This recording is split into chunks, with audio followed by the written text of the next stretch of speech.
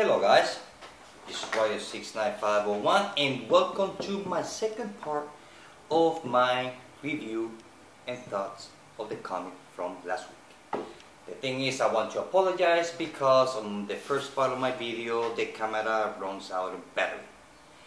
And to be honest with you, I didn't feel like it at all to redo the whole video again. So I decided to split it in two, because this video is only gonna have my last 3 comic books left over and give you my 3 categories. So instead to do the whole thing all over again, so by mistake, I feel the obligation to split it in two. So I'm sorry. So I stop when the camera runs out of battery. I was going to talk about, Saga chapter number 9. Check out that cover. What can I say about Saga? Well, to be honest with you, there's nothing to talk about at all. Just one simple thing. The story goes around the bounty hunter, and he's half dog, half tiger, half cat, half whatever pet, and the woman's with multitask Spider-Woman. Half woman, half dog, half spider, half whatever. Little bit of everything. So the only thing I have to say that is, it's good. It's excellent. This is a 5 out of 5. If you're not reading Saga, get the first trade. And believe me, after you read the first trade, you're gonna continue buying the following issues, because this is a good story. Go get it. And this is a 5 out of 5. That's it. I mean, I believe that this comic book has been the shortest review that I ever did. So the next one is Daredevil issue number 22. Well, this is the story where the first meeting between Daredevil and Spider-Man. Well, excuse me, Superior Spider-Man. Well, the thing is that, if some of you don't know what's going on with this new Spider-Man, is basically that Spider-Man and Dr. Octopus, they decide to exchange brain. That's it. And then on this issue, we get to see that Daredevil, he was not be able to fully, he wasn't sure if it was the real Spider-Man or not, because all his vitals, because all the advanced Daredevil senses like ears, hearing, smell, and all that, so he could not detect at all that Spider-Man was not the real Spider-Man. In a way, kind of. The only difference between this new Spider-Man and the other one is because, well, the new Spider-Man has a new brain. That's about it. Well, not a new brain. A different brain. So, but Daredevil, he has his doubt about the new Spider-Man. Excuse me, Superior Spider-Man. So overall, it was a good story. The art is still the same, the colors are still the same, the story was real good. I'm not going to say that it was bad, because it was not. I would say that it was interesting, because Spider-Man went to visit Daredevil. So, and they kind of like team up together to fight some bad guy. And the end of the story was pretty interesting. That got my attention to look forward to issue number 23. And it was good. There's not much to say. It was really good. This is a 4 out of 5. Yep, this is a 4 out of 5. And like I said, well, this is the first meeting between Daredevil and the Superior Spider-Man. 4.5. So, it was good. Not the best, but not the best. Yeah.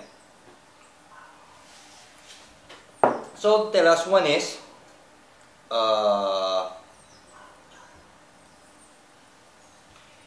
Batman issue 16, part of the death of a family.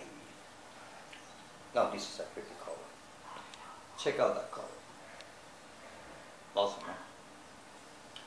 Well, what can I say about this? Well, if we all remember on issue 15, the end of the comic issue 15 was when Batman was walking inside the building of Arkham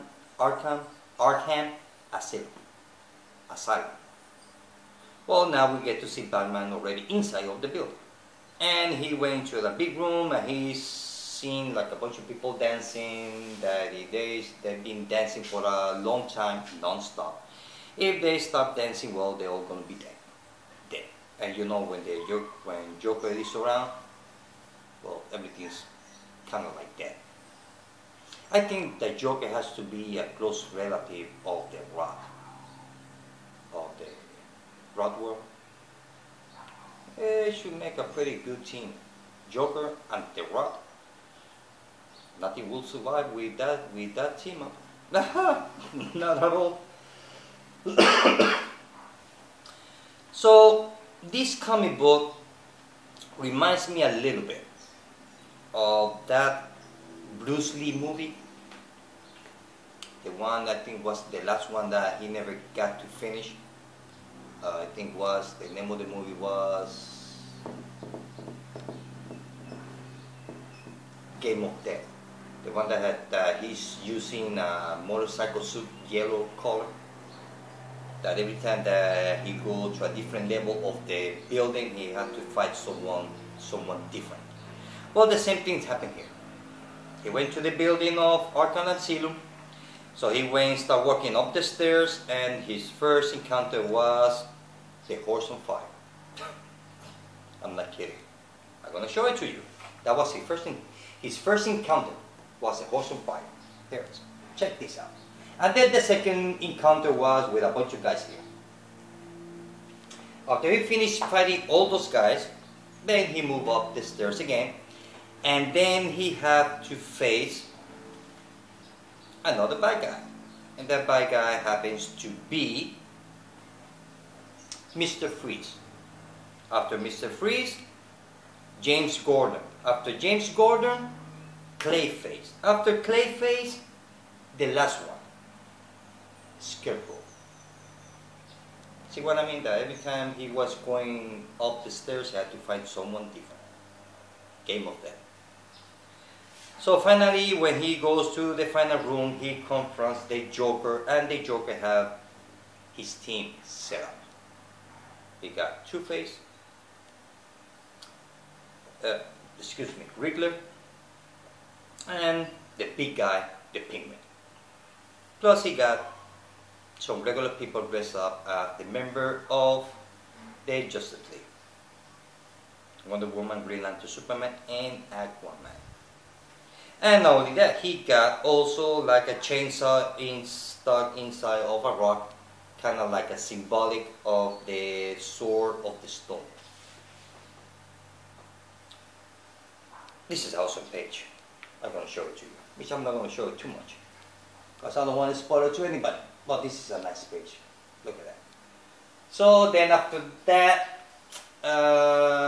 he finally, when he gets to see or confront the Joker showed him a video, and kind of like Batman got depressed, and Joker told the Batman, "Sit on your throne where you belong."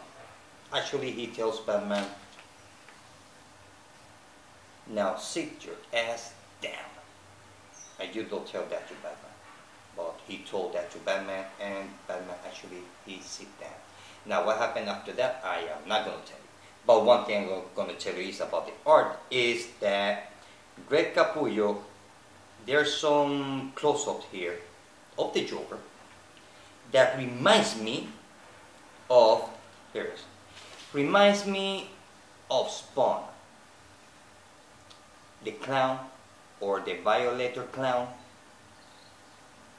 kind of short clown face. Well, kind of reminds me, because the way that Greg Capullo he wrote the Joker, at least on this issue, it reminds me a little bit of Violator character from the Spawn series back in the 90s, which I'm going to show it to you. Over here, on the last page, on the bottom, right there. For me, it reminds me of Violator of Spawn, the clown guy. Look at it. And reminds me of, because of the smile, the way that Greg Capullo draws Joker's smile reminds me of Violator from Spawn. And overall, this was an excellent story. The art, well, always good. Colors always good.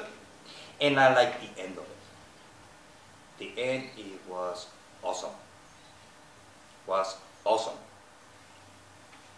And also the backstory, well, it tells you, because if you're reading Batgirl and what's the other one?